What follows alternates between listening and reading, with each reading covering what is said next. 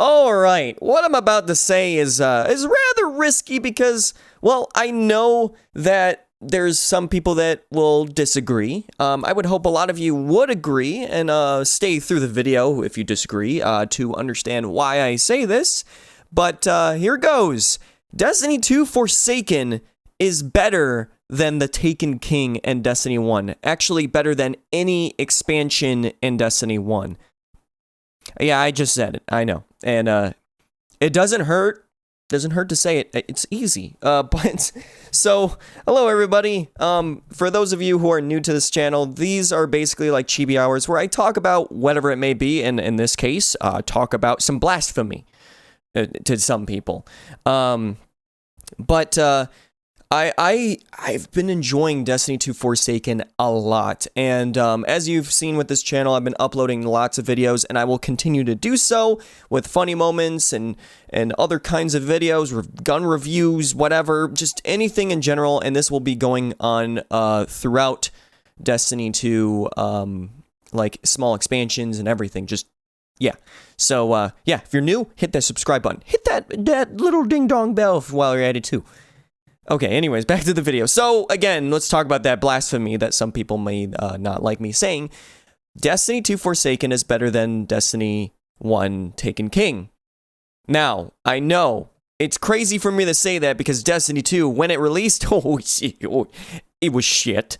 I mean, well, there was reasons of why it was like that. I mean, we could go on for hours of exactly why, but that's not why we're here. We're talking about why is Forsaken amazing compared to Taken King. Well, for starters, Destiny 2 Forsaken has taken the whole hobby aspect of Destiny where we constantly come back and want to invest in the game, that there's reasons to invest in the game. They took that and they were just like, okay, you see this dial? Okay, I broke it because I twisted it too far. Like, they legit wanted to make sure that there was so much to do in the game that you would never want to leave. I'm sorry, Red Dead. It's going to be difficult for me to play your game and also want to play Destiny, but I will find a way. But, it's a great experience. This DLC expansion is filled with so much different like kinds of content that it's hard for me to just explain it into a condensed video. I mean, I could talk for 30 minutes, but I'm going to try and condense it into like at least like 10-15 minutes. But I mean, for starters, they did a great job by looking at the feedback that we had with Destiny 2 and Destiny 1 and made this expansion for starters. I'd still scratch my head to this day of why, they just took all that feedback that we had about Destiny 1 and were like, wow, this is good feedback. Oops, and they dropped it into the, pit of fire, and then after that, just, I don't know, locked it into a vault and pushed it over a cliff, and it just keeps going on how much they just destroyed that feedback. Because there was a lot of good feedback with Destiny 1 of what we would like, and they were just like, hey, nah, let's experiment. It's like, oh boy. Let's not experiment with our games if they're doing good, okay? Let's just keep it going forward. But let's not talk about the past, let's talk about the now. They looked at the feedback that we had. They really wanted to make the game the way that we wanted it to be. And I feel like they succeeded. I mean, we just look at the weapon slot changes. That was a great idea with the changes to the Crucible. Now, don't get me wrong, not everything's perfect, and I'm pretty sure they will be looking into balancing things out a little bit more. The snipers need less flinch because shotguns are now really good. I actually had to clear my throat. So, like, they did a great job with that before Forsaken, but then when Forsaken came out, they were just like, okay, here's all these milestones. Do them. And I bet you it's going to be the difficult, ride of getting them all done, especially because the raid is technically a milestone too. And not only that, we have a dungeon.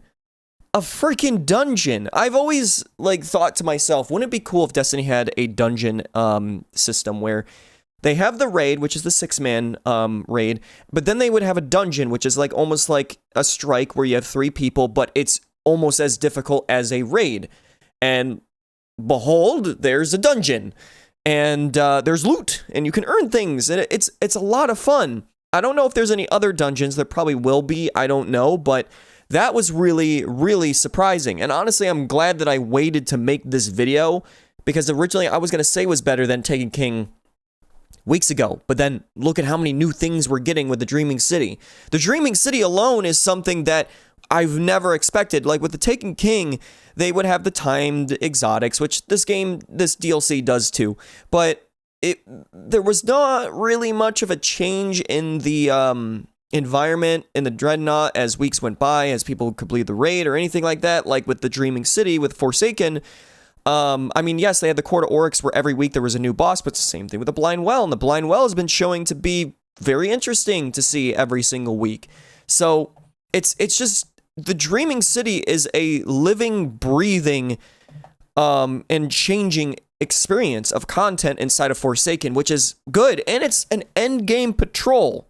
I've always wanted that. I like the patrol zones, just the regular patrol zones with some end game activity with them maybe, but then I always wanted there to be patrol areas that were just filled with high level enemies, high level activities, and whatever it may be. And I hope that they do that more in the future, or at least in the next expansion next year, because it's amazing.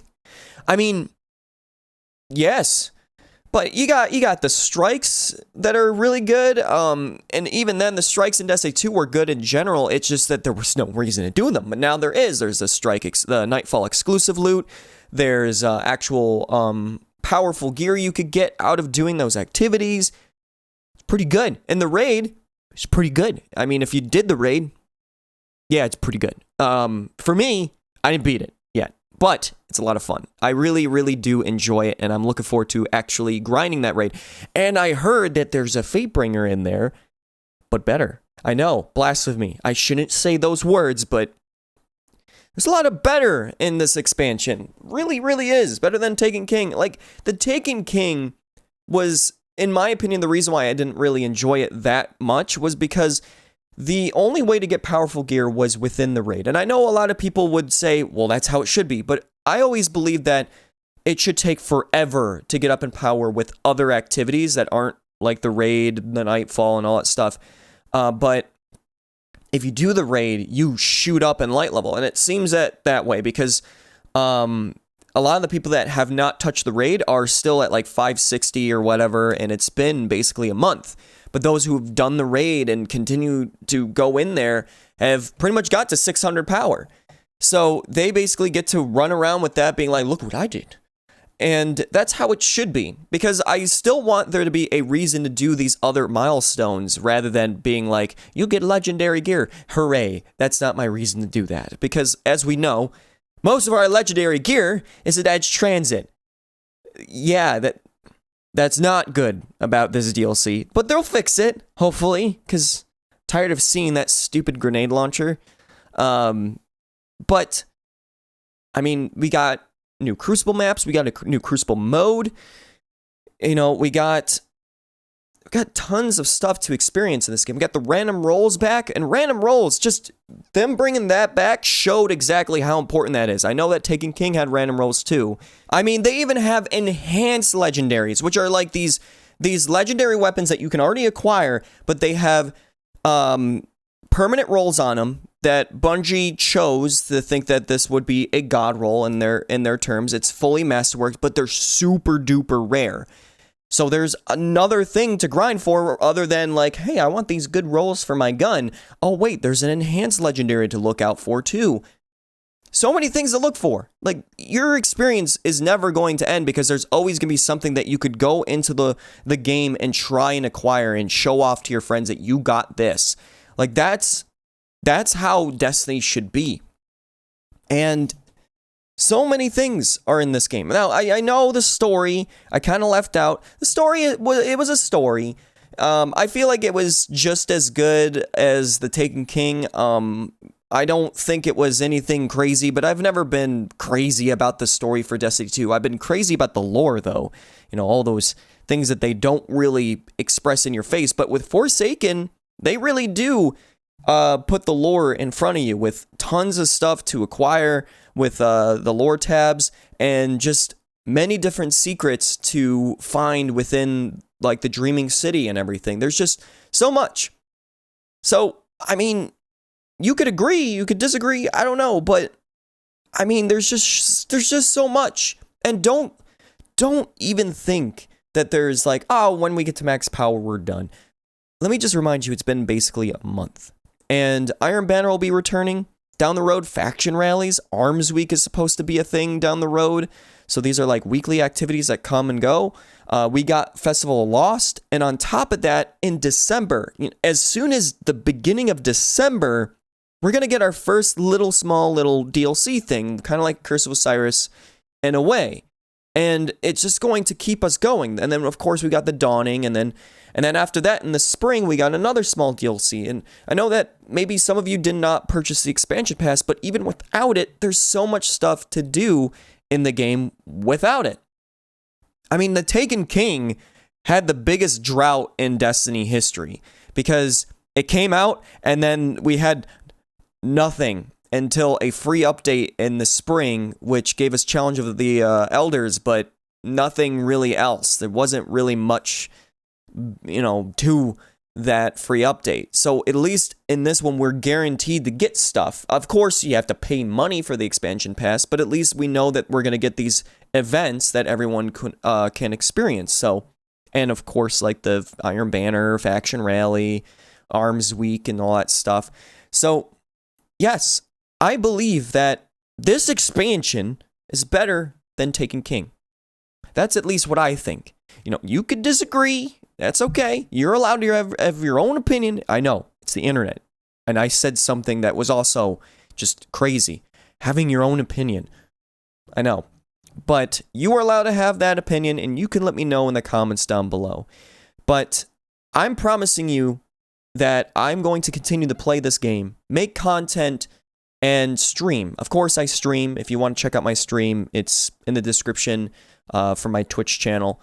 But if you are new here, I would suggest hitting that subscribe button, hitting that bell so you're always notified as well.